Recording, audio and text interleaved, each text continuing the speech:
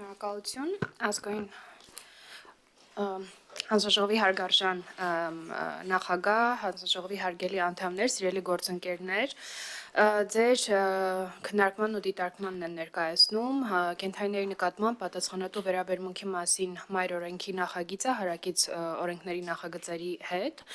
Այս օրենքի մշակման նախապատմության մասին կուզենայի շատ կարճ անդրադառնալ։ Առաջին անգամ 2019 թվականին հասարակական կազմակերպությունները ահազանգեցին կենդանիների նկատմամբ դաժանությունների դեպքերի առնչությամբ եւ արձանագրվեց դեռ այն ժամանակ 2019 թվականին, որ մենք մեր իրավական ակտերում չունենք կենդանիների նկատմամբ դաժան վերաբերմունքը պատժի արժանացնող որևէ իրավական կարգավորում եւ սկսեցինք ուսումնասիրել դաշտը, բայց հասկացանք, որ պարզապես իրավական պահանջ վարչականում կամ քրեականում ավելացնելով, այսինքն պատիժ սահմանելով, մենք խնդիրը չենք լուծելու, ինչու՞։ Նախ, որովհետև Հայաստանի Հանրապետությունում այդ պահի դրությամբ եւ հիմա էլ տնային կենդանիների հետ կապված իրավահարաբերությունները կարգավորում չունեին, չկար օրենք, խոսքը ոչ թե գյուղատնտեսական նշանակության տնային կենդանիների մասին է, այլ հենց տնային կենդանիների մասին եւ բնականաբար նաեւ թափառող կենդանիների հետ կապված հարցերը որևէ ձևով չեն կարգավորվում։ Եվ մենք հասկացանք, որ պարզապես քրեական օրենսգրքում ներմուծելով պատժաչափ կամ որոշակի պատժի տեսակ խնդիրը չի լուծվելու եւ այդպես էլ եղավ, որովհետեւ այն ժամանակ ներմուծվեց ուրեմն քրեական օրենսգրքում դաժանության մասին որոշակի ուրեմն պատժամիջոցներ, բայց մինչ օրս մենք շատ թերի կարգավորում ունենք այդ մասով եւ հատկապես իրավակիրառ պրակտիկայում, այսինքն դատական գործեր շատ քիչ կան այդ մասով եւ խնդիրը հետեւյալի մեջ է, մենք նախ պետք է հասկանանք, թե ինչու պետք է կենդանիների նկատմամբ դաժան վերաբերմունքը արժանանա քրեական պատժի կամ նույնիսկ վարչական պատժի։ Խնդիրը նրանում է, որ մեր օրենսդրությամբ մինչ այս պահը կենդանին համարվում է գույք եւ տեր չունեցող կենդանին, այսինքն թափառող կենդանին համարվում է անտերգույք, դրանից բխող համապատասխան հետևանքներով։ Դա ամրագրված է քաղաքացիական օրենսգրքում։ Եվ մենք ներմուծել ենք ուրեմն համապատասխան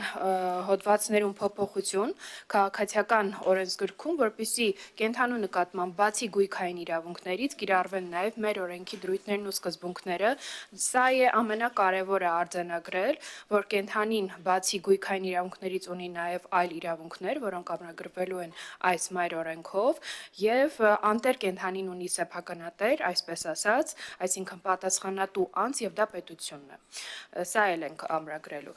Ընդհանուր առմամբ հանրության լայն շերտերին մտահոգում է թափառող կենդանիների հարցը եւ սա իսկապես լուրջ խնդիր է թե առողջապահական եւ թե անվտանգային առումով եւ մենք փորձել ենք այս օրենքի եւ հարակից օրենքների նախագծերի շրջանակներում ապահովել որոշակի ներդաշնակ հավասարակշռված մոտեցում, որպեսզի ապահովեն եւ կենդանիների իրավունքների պաշտպանությունը եւ մարդկանց անվտանգությունը եւ իրավունքները եւ ապահովենք կենդանի մարդ համերաշխ եւ անվտանգ համակեցությունը։ Ես շատ տեխնիկական մանրամասների մեջ չեմ ուզում անդրադառնալ, անպայման հարցերի միջոցով կանդրադառնանք դրանց, ուզում եմ պարզապես ասել, որ օրենքի կարգավորման առարկա են տնային թափառող ծառայողական ցուցադրման սպորտային եւ ժամանցային միջոցառումների համար օգտագործվող կենդանիները, խնդրում եմ հարցեր տալուց ի նկատի ունենաք, որ վայրի կենդանիների կամ գյուղատնտեսական նշանակության կենդանիներին այս օրենքը որևէ ձևով չի անդրադառնում, սահմանվել են վերոնշյալ կենդանիների հետ կապված իրավահարաբերությունների ողջ շրջանակը,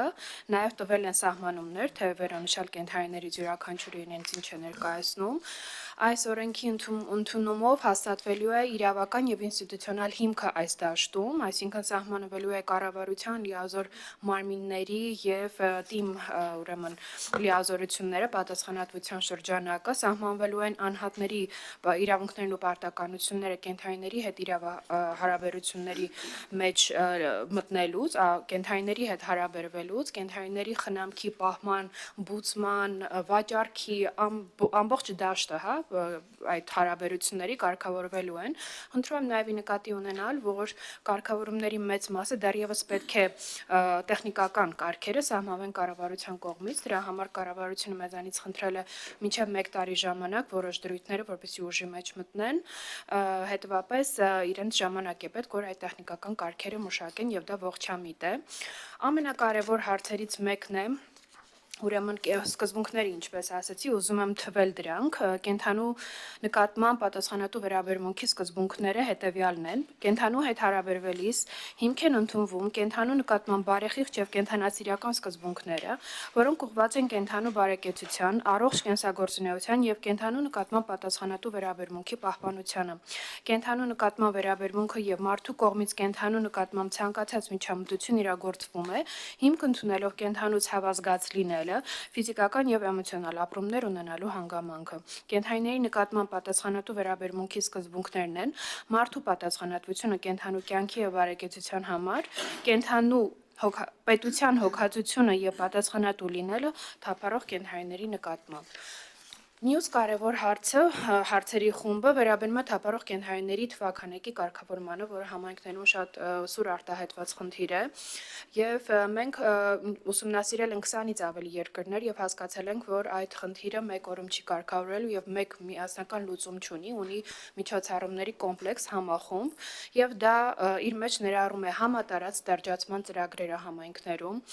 1-ից 3 նախնական կացարանների մեծ միջմարզային մարզային կացարանների կառուցումը, որտեղ որոշակի քանակի ուրեմն կենթանիներ պետք է պահվեն պայմանավորված իրենց առանձնահատկություններով, այսինքն եթե դրանք կորած տնային կենթանիներ են եւ չեն կարողանալու համայնքում ապրել նորմալ, կամ որոշակի ֆիզիկական առանձնահատկություններով պայմանավորված, մի խումբ կենթանիներ ստեղծվում են եւ բաց են թողնվում համայնք, մի խումբ կենթանիներ ցմահ պահվում են համայնքում պայմանավորված իրենց առանձնահատկություններով, մի խումբ կենթանիներ պետք է քնեցվեն անասնաբուժության մասին օրենքով սահմանված քնեցման ուրեմն պայմանները, պահանջները խստորեն պահելով եւ հիմքերը նաեւ։ Մենք չենք ձեռք տվել քնեցման որևէ պահանջի եւ պայմանի, թողել ենք անասնաբուժության մասին օրենքում բոլոր դրույթները այնպես ինչպես կա եւ դա է քանակի կարգավորման հետ կապված միջոցառումները ու նաև նշեմ, որ ապագայում պետք է ներդրվի չիպավորման թվային դատաբազա, թվային տվյալների բազա, որտեղ պետք է յուրաքանչյուր կենթանի ունենա նույնականացման թվային անձնագիր, որտեղ տվյալները կպահվեն եւ թե կորած կենթանի եւ թափառող կենթանին բոլորը կունենան նույնականացնելու հնարավորություն, որպեսզի կորած կենթանիները վերադարձվեն տիրոջը, նաև պատիժ ենք սահմանել այն ուրեմն անձանց համար, ովքեր դիտավորությամբ կլքեն կամ ուրեմն առանց ուշադրության կթողնեն կենթանիների ու պարբերաբար եւ որդեգրման ինստիտուտը պետք է անպայման խրախուսենք այս օրենքի դրույթները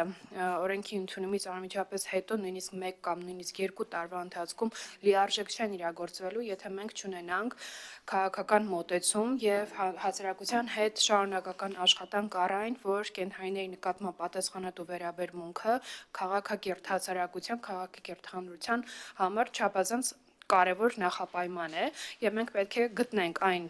ճիշտ մոտեցումները, այդ թվում նաեւ այս օրենքի ներդրման միջոցով, սա ոչ միայն օրենսդրություն է, այլ նաեւ քաղաքականության որոշակի տեսլական այդ ոլորտում։ Մենք ժամանակ է մեզ պետք, որպեսզի այն կարողանա լիարժեք իրագործվի, փորձել ենք միջազգային փորձի ուսումնասիրությամբ, մեր ազգային օրենսդրության ուսումնասիրությամբ հնարավորինս հավասարակշռված տարբերակներ կայացնել այս պահի դրությամբ, կներեք, որ մի քիչ երկար ստացված, շնորհակալ եմ։